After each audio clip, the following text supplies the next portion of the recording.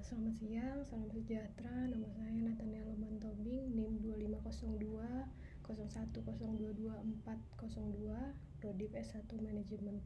Mohon izin, kali ini saya akan memaparkan perancangan penerapan bisnis Big Data pada Indomaret. Profil perusahaan Indomaret. Indomaret itu merupakan jaringan minimarket yang menyediakan kebutuhan sehari-hari, baik pangan, makanan dan minuman, kesehatan, produk-produk rumah tangga, bahkan pulsa dan pembayaran digital. Nah, karakter bisnisnya di sini memiliki ribuan gerai di seluruh Indonesia. Dia melayani jutaan transaksi setiap hari dan menghasilkan data dalam jumlah yang besar. Untuk sistem informasi saat ini bisa digambarkan pada diagram berikut.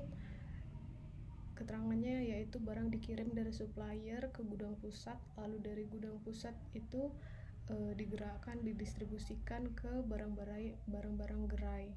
Lalu customer melakukan pembelian di gerai-gerai, transaksi dicatat oleh sistem kasir, disimpan oleh sistem kasir, dan data digunakan untuk laporan. Untuk proses transaksi dengan customer, tahapan transaksi yakni customer membeli produk, lalu produk dibawa ke kasir dan kasir melakukan barcode scan, lalu menghitung total pembayaran, lalu customer melakukan pembayaran dan struk dicetak, lalu data transaksi tersimpan ke database. Data-data yang dihasilkan, nama produk, jumlah pembelian, harga, waktu transaksi, dan juga metode pembayaran. Untuk proses produksi, sisi supplier, karena Indomaret merupakan perusahaan retail, proses produksi barang dilakukan oleh pihak supplier. Nah, contoh supplier utama Indofood, Mayora, Wings, Unilever, dan data yang dihasilkan dari produksi, jumlah produksi, stok barang dari pabrik, tanggal produksi, dan tanggal kadaluarsa. Untuk proses distribusi logistik, proses pemenuhan stok yakni sistem mendeteksi stok menipis di gerai, lalu gudang distribution center diisi menyiapkan barang, lalu barang dikirim menggunakan armada logistik ke gerai-gerai, lalu gerai-gerai menerima barang dan stok diperbarui dalam sistem inventory. Data yang dihasilkan berupa lokasi pengiriman gerai, jumlah barang yang terkirim, waktu tempuh pengiriman, dan status armada pengiriman. Untuk proses layanan konsumen itu ada customer service yang melayani tanggapan-tanggapan customer, media sosial itu untuk seperti marketing di Instagram atau Twitter, lalu call center, dan aplikasi Indomaret Poinku. Nah, contoh keluhan itu misal produk rusak atau expired kadaluarsa, lalu harga rak dan harga kasir berbeda, lalu ada juga yang pelayanan kurang memuaskan. Dan data yang dihasilkan dari sini adalah jenis sentimen keluhan, lokasi gerai spesifik, tingkat kepuasan pelanggan, dan SLA waktu penyelesaian.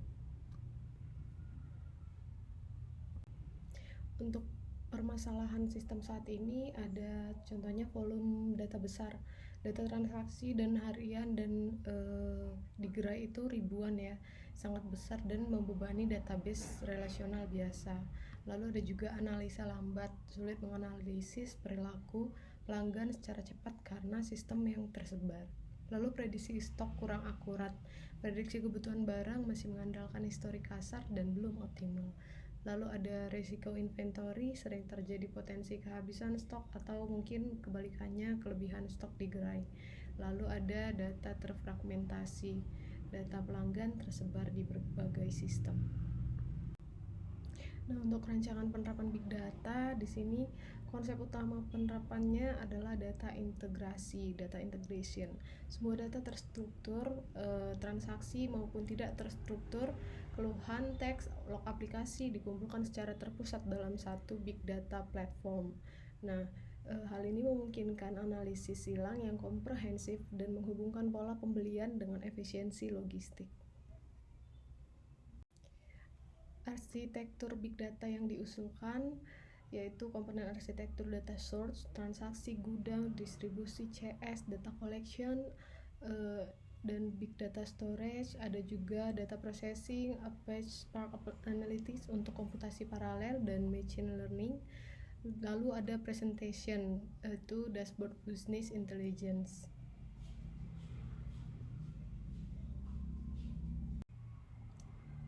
Nah, keunggulan penerapan Big Data itu yang pertama ada prediksi permintaan ya, menganalisis tren histori dan faktor eksternal seperti cuaca atau event-event untuk memprediksi produk yang akan banyak dibeli. Lalu ada optimasi stok, otomasi pemesanan ulang yang presisi mengurangi resiko kehabisan stok di gerai.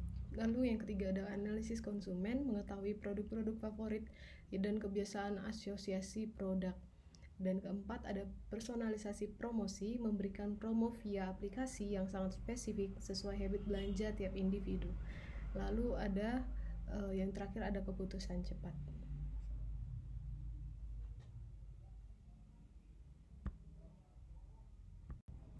Nah, kesimpulannya Indomaret menghasilkan data masif dari transaksi, distribusi, dan juga layanan. Platform Big Data mampu mengintegrasikan silo data bisnis tersebut.